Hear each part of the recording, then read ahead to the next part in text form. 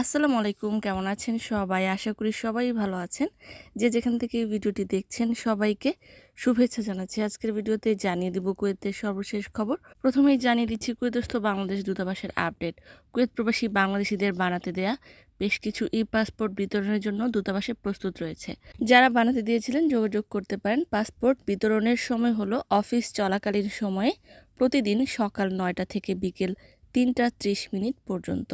জানিয়ে দিচ্ছি বিশেষ অভিযান আপডেট। কুয়েতের স্বরাষ্ট্র মন্ত্রণালয় থেকে প্রকাশ করে বলা হয়েছে যে সাধারণ বিভাগ এবং জরুরি পুলিশ বিভাগ ১৬ থেকে ২২ নভেম্বর পর্যন্ত নিরাপত্তা ও ট্রাফিক অভিযান পরিচালনা করে বিভিন্ন মামলায় অভিযুক্ত ৬১ জন ব্যক্তিকে গ্রেফতার করেছে, যার মধ্যে ১৯ জন ব্যক্তি রয়েছে যাদের কোনো পরিচয়পত্র পাওয়া যায়নি। ২৫টি যানবাহনকে আইনি ব্যবস্থা নেওয়ার জন্য জব্দ করা হয়েছে এবং টহলরত পুলিশ ১১টি মারামারির মামলা নথিভুক্ত করেছে, ১৭৮টি ট্রাফিক দুর্ঘটনার রেকর্ড করেছে এবং ২টি হিট অ্যান্ড রানের ঘটনাও পরিচালনা করেছে। ৪৬৬টি মামলায় সহায়তা প্রদান করা হয়েছে। ৩,২৮৫টি ট্রাফিক লঙ্ঘনের মামলা রেকর্ড করা হয়েছে।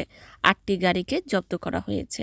অন্যদিকে কুয়েত মিউনিসিপ্যালিটি টিম জিলিপ শুয়েখ এলাকার ঝুঁকিপূর্ণ, জরাজীর্ণ ও পুরাতন ৬৭টি ভবনকে খালি করে ভেঙে ফেলে আদেশ কার্যকর করা হয়েছে।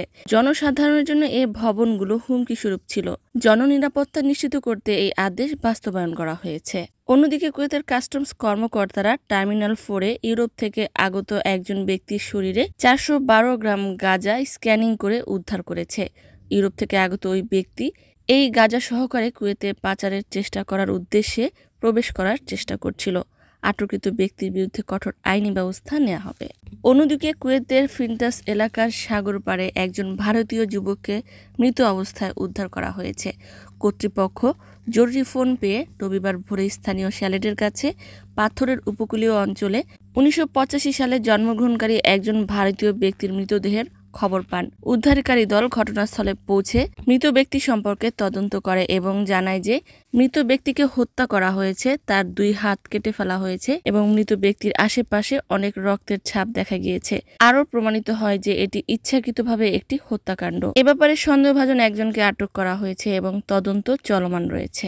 জানিয়ে দিচ্ছে আরও একটি নতুন নিয়মের আপডেট। কুয়েতে নতুন করে আরও একটি শর্ত খসড়া আইন চূড়ান্ত করা হয়েছে। কোনো ব্যক্তি যদি নিখোঁজ হয়ে যায় তবে ব্যক্তি নিখোঁজের ৪ বছরের পরিবর্তে ১ বছর অতিক্রম হলেই তাকে মৃত হিসেবে গণ্য করা হবে। পূর্বে মৃত হিসেবে গণ্য করার জন্য হারিয়ে যাওয়ার পর থেকে ৪ বছর শর্ত ছিল। এখন থেকে ১ বছর পরে ওই ব্যক্তিকে মৃত বলে গণ্য করা হবে। সম্মানিত ভিউয়ার্স, আজকের মতো এই ছিল আপডেট। পুরো ভিডিওটি দেখার জন্য ধন্যবাদ। এই ধরনের ভিডিও পেতে চাইলে ইউটিউব চ্যানেলটিকে সাবস্ক্রাইব করে দিবেন, ফেসবুক পেজটিকে লাইক এবং ফলো করে দিবেন। যারা পূর্বে করেছেন সবাইকে ধন্যবাদ।